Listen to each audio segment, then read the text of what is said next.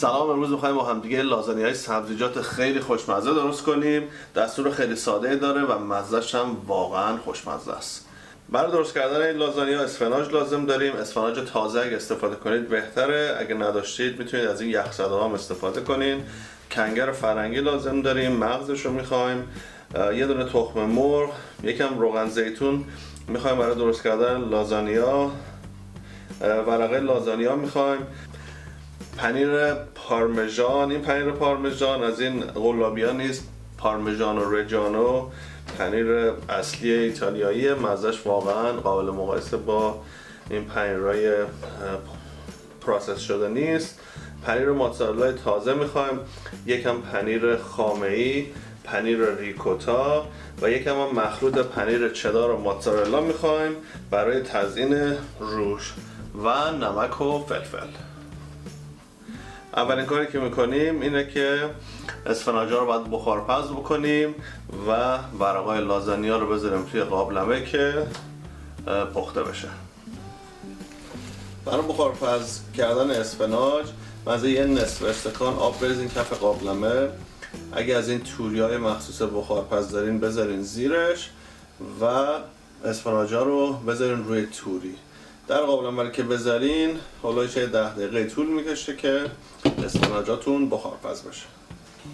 خب برای درست کردن لازانیاها یه قابلمه میذاریم، آب میریزیم توش که جوش بیاد، یکم بهش نمک و روغن زیتون اضافه میکنیم، یه هم میزنیم و میذاریم که آب جوش بیاد. خب برای درست کردن سس سفید اول باید تخم مرغ رو بزنیم.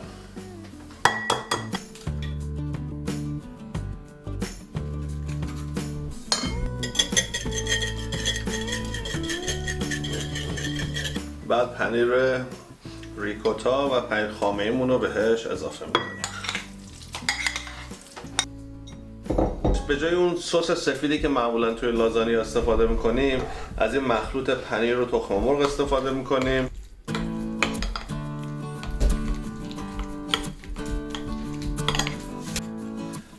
بعدم پنیر پارمژان.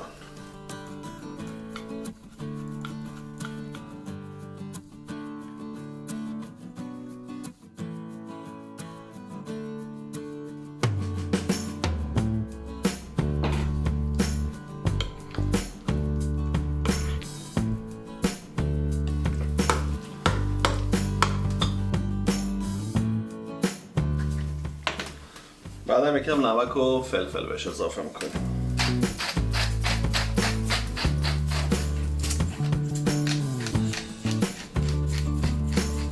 اگه دوست داشته باشیم برای که یکم تندتر بشه و مزه‌ش هم یکم بهتر میتونید بهش یکم فلفل قرمز اضافه کنید.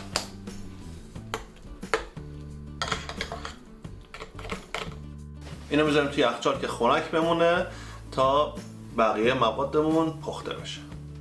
خب تا اسفناجمون داره میپزه، این کنگر فرنگی ها رو هم خورد میکنیم.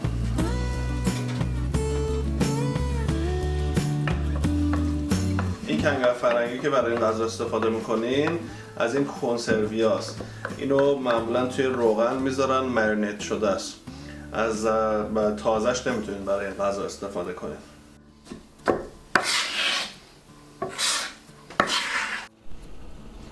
خب اسفناجمون پخته، باید از توی آب درش بیاریم.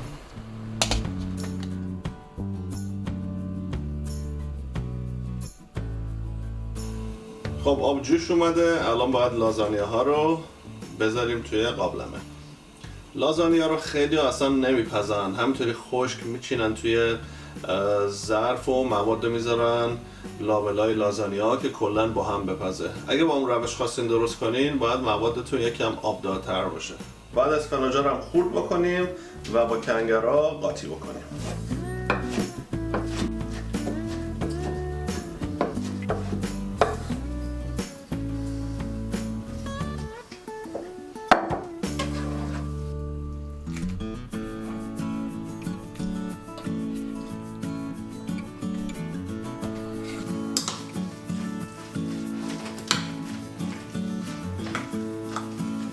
خب خب اینا که خوب با هم مخلوط شدن، یکم هم از مخلوط پنیر چدار و موتزارلا که رنده کردیم میریزیم روش و اینا رو خوب با هم به هم میزنیم.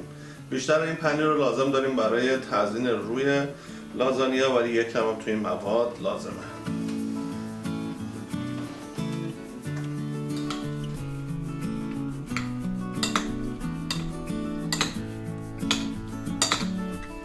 خب این الان آماده است. بعد بریم لازانیامون رو از روی گاز بیاریم که همه مواد رو با هم بچینیم توی ظرف مخصوص فر هم بهتره که الان روشن بکنید که برسه به دمای 350 که وقتی همه اینا رو آماده کردیم سریع بذاریمش توی فر. ورقه‌های لازانیا که یکم نرم شدن زیر قابلمه رو خاموش بکنین، ولی لازم نیست که آب کشش بکنین. همینطوری با قابلمه منتقل میکنیم به میز کارمون و مستقیم از توی قابلمه میچینیمشون توی ظرف مخصوص فر. خب الان وقتشه که لازانیا رو بچینیم توی ظرف مخصوص فر. اول کف ظرف رو یکم چرب میکنیم. حالا اگه خواستیم میتونید اسپری بزنید یا یکم روغن یا روغن زیتون. بعد یه لایه لازانیا میچینیم ته ظرف.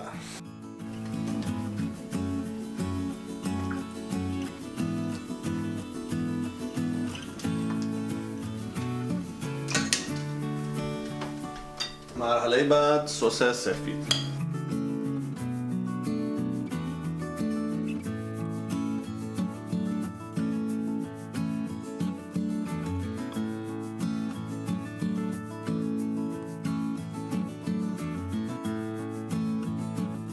بعد مخلوط کنگره فرنگی و اسفناج. یکم هم پنیر. همین مراحل رو دوباره تکرار میکنیم.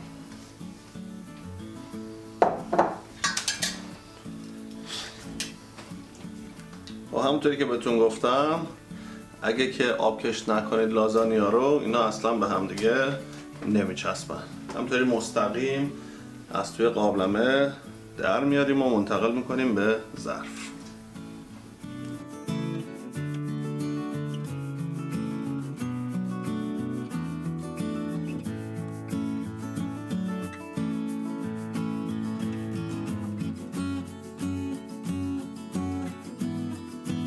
اگه که لازانیاتون پاره شد مثل این، اصلا نگران نباشید. همینطوری بچینش روی ظرف. وقتی مواد رو میذارین روش رو میپزینش اصلا معلوم نمیشه.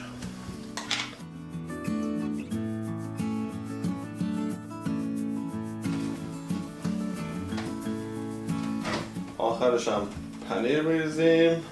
برای تزیین روش یکم از این پنیر موتزارلای تازه‌ای که داریم ورقه میبریم و میذاریم روش. وقتی آب میشه شکل خوبی میگیره.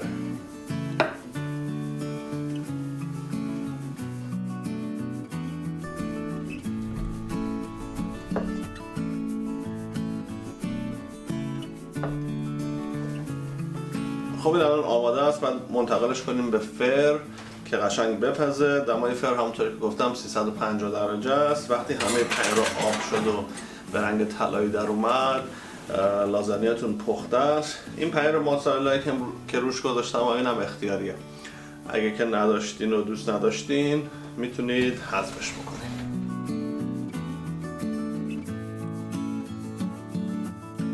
خب لازانیامون آماده است. با روش اومدیم که با هم دیگه امتحانش کنیم. این لازانیا کاملا گیاهیه. اگه دوست دارین که با گوشت درست کنین، یه دونه دستور دیگه گذاشتم که لینکش رو میتونید این پایین توی دیسکریپشن ببینید و با گوشت درست کنین. بریم. ببرم.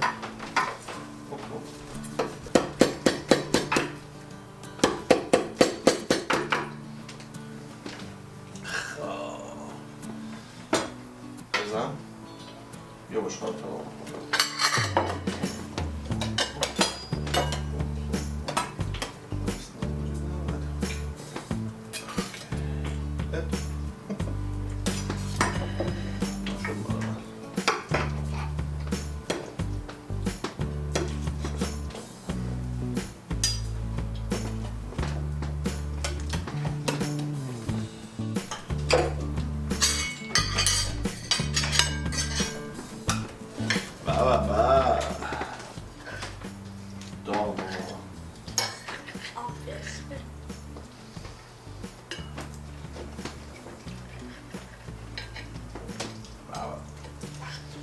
به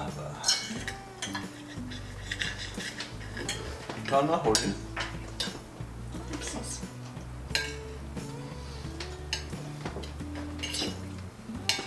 تری ببر با چنگالم بیاره باشی به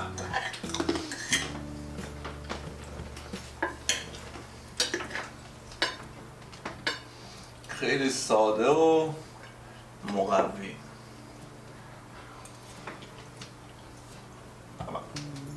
چطور بود؟ امیدوارم که این غذا رو درست کنید، از خوردنش لذت ببرین. غذای خیلی ساده و مقوی، کاملا هم گیاهی. لایک و سابسکرایب یادتون نره، ویدیو رو با دوستان و فامیلتون شیر کنید، کامنت برامون بذارین، خیلی خوشحال میشیم. این دکمه زنگوله پایین صفحه هم بزنید که ویدیو جدید رو سریع ببینین. تا هفته بعد، خداحافظ.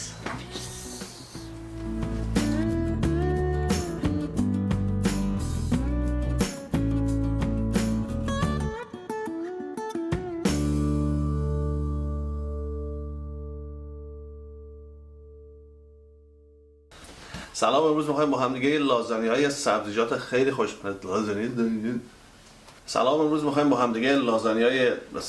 خیلی خوشمزه درست کنیم. دستور راحتی داره و مزهش واقعا فراموش نشه. سلام، امروز می‌خوایم با هم دیگه لازانیای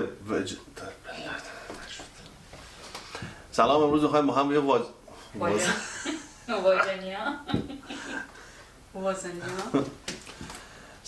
می‌خوایم با هم دیگه یه لازانیای سبزیجات یادم میره. نمی‌خوام انگلیسیش بیاد تو ذهنم. تو سخت ترجمهش می‌دونی. برای درست کردن این لازانیا اسفناج لازم داریم. اگه اسفناج تازه استفاده کنید بهتره، اگه نمیتونید از این یخزده ها هم استفاده کنین.